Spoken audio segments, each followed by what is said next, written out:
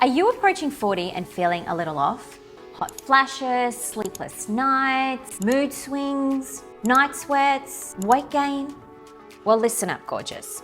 This may be the start of something called perimenopause. And today I'm going to be revealing the top 10 common signs and symptoms of perimenopause you need to know so that you can start taking back control of your health and well-being over 40. Now be sure to stay till the end because I'm dishing all about how it's keeping you from losing the weight. Hey gorgeous, it's Ashanti. I'm so glad you're here. I help women over 40 get back to feeling amazing in their bodies. If you want to learn how to overcome the hormonal weight gain over 40, grab my Fat Loss Over 40 guidebook. I've linked it below. Now, a sign and symptom that a lot of my clients experience in perimenopause that they don't even know is attributed to perimenopause is changes in your skin and hair. You see, as estrogen levels drop during perimenopause, so does a loss of collagen and nourishing oils in the skin. Without enough nourishing oils and collagen, the skin becomes drier, flakier, thinner, and able to retain less moisture due to the loss of estrogen. Now is the time when women experience more age spots and hyperpigmentation, and the skin shows more signs of sun damage. This is also due to the decline of estrogen and its effect on melanin, because estrogen actually helps control the production of melanin. And melanin is basically the pigment in your skin, hair, and eyes. So as estrogen decreases, melanin actually increases. Some women also find that their hair becomes drier and thinner and less glossy. You may also notice some more facial hair, especially along the jawline. Now for me personally, I have a little visitor that comes occasionally and she likes to plant herself right there. Let me know in the comments below if you've been experiencing some of this too. The second and somewhat more obvious sign of perimenopause is having more irregular periods. Now, irregular periods are often described as a change in duration of your period or a missed period. Duration meaning if you used to have a 28-day cycle, you might notice that your cycles are either getting shorter, like up to 21 days, or longer, like 35, 38 days. Sometimes you may even miss a period or two and get back to cycling. And sometimes this can leave you a little bit confused. Also, during perimenopause and having irregular cycles, the actual flow can change. So you might have a heavier flow or sometimes a lighter flow. And irregularity really refers to the cycle duration, the bleed duration, as well as the level of flow during the cycle.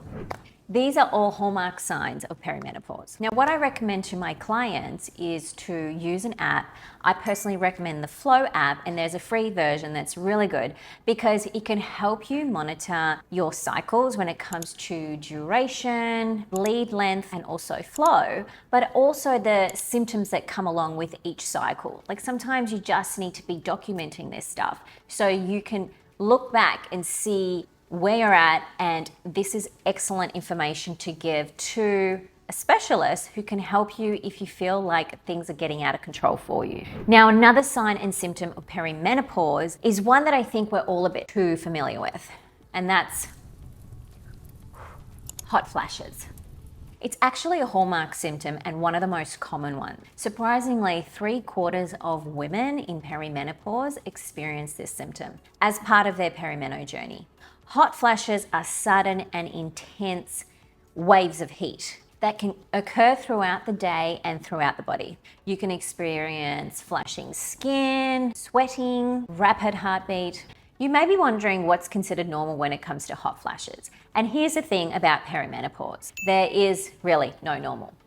It's so individual and varied. So although I'm listing the 10 signs and symptoms of the most common ones, there are so many more, and the severity that each woman experiences them can be from really high to really low. So the important thing is to track and see where you're at. Now, the fourth common sign and symptom of perimenopause is hot flashes' best friend, night sweats.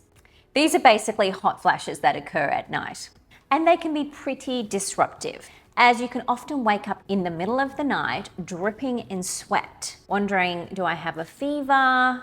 And sometimes I've even wondered if I've got dengue. I do live in Indonesia, so that's a reality for me. I feel like I've been in perimenopause for at least 2 years thanks to tracking my symptoms. And it's not like I get night sweats all the time, but when I do, I often feel like it's in the second half of my cycle, as well as if I eat like spicy foods the night before, or if I've been drinking alcohol. Let me know in the comments below if you've been experiencing any of these symptoms too. A fifth sign and symptom of perimenopause is fatigue and disturbed sleep. Fatigue during perimenopause can be caused by a number of factors, especially changes in estrogen, progesterone, thyroid hormones, and adrenal hormones. That's because all these hormones are involved in regulating cellular energy throughout the body. And when they're out of balance, you might feel fatigued, exhausted for no apparent reason. Now, many perimenopausal women also experience disturbed sleep.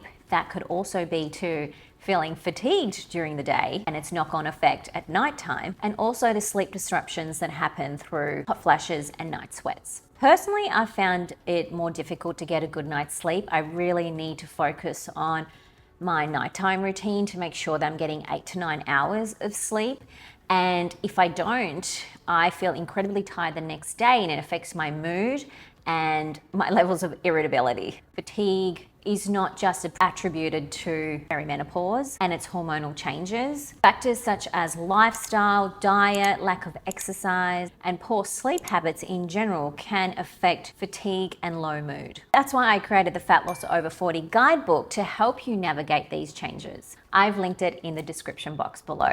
Now, the sixth sign and symptom of perimenopause is one of my favorites, and I'm pretty sure we've all experienced it at some point in our late 30s to 40s, and that's brain fog.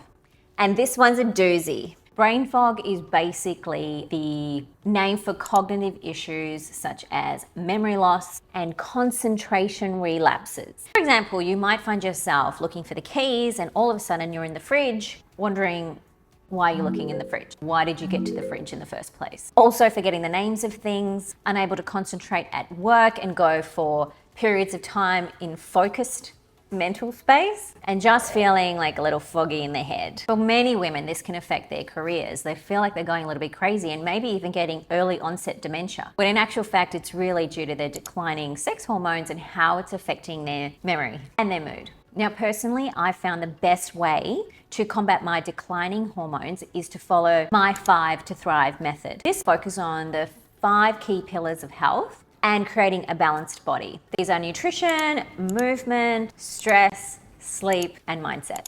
I discuss it all in my Fat Loss Over 40 guidebook.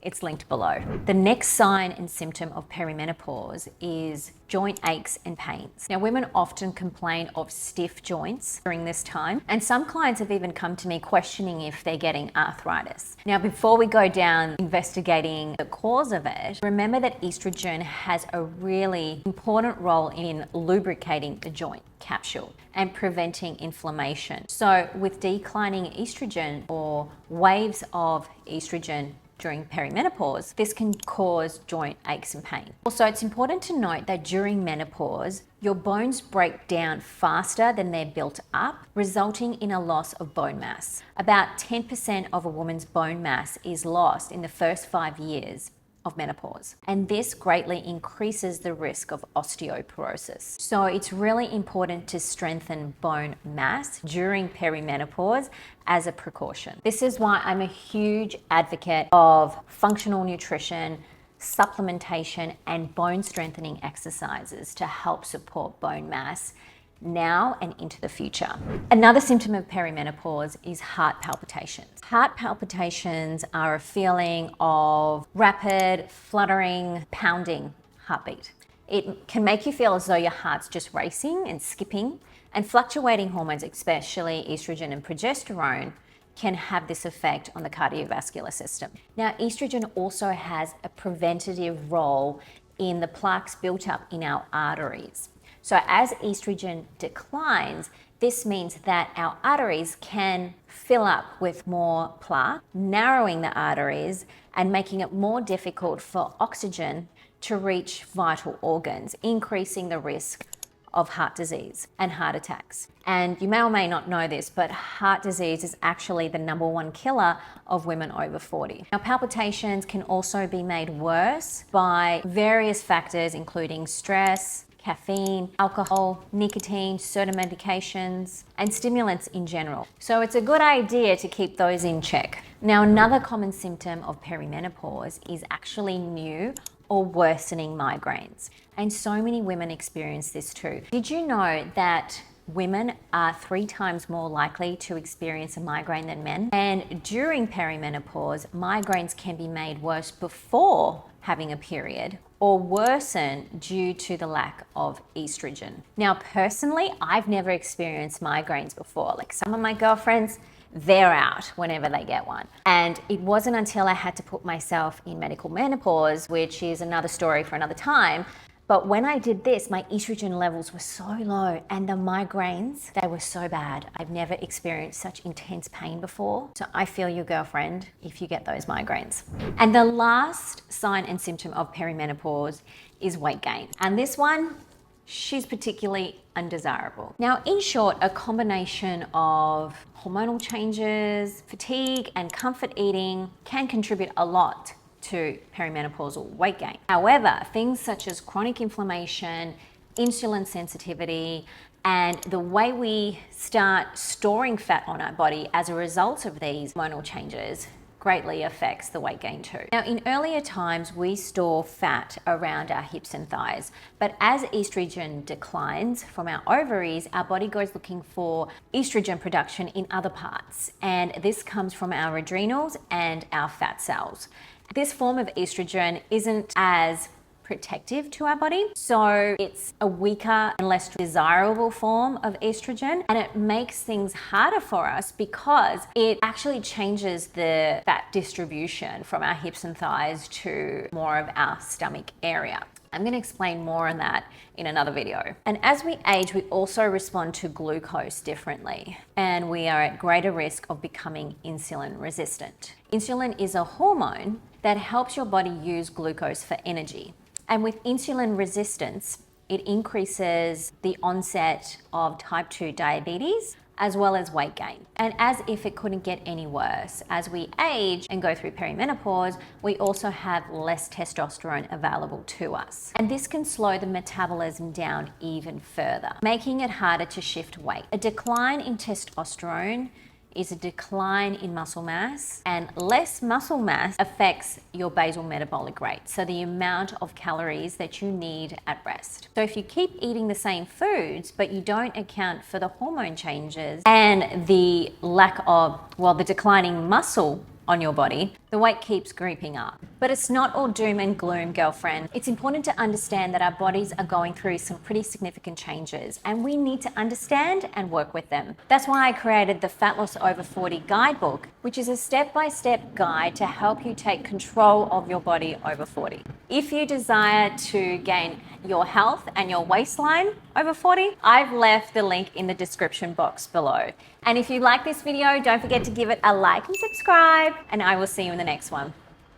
Bye.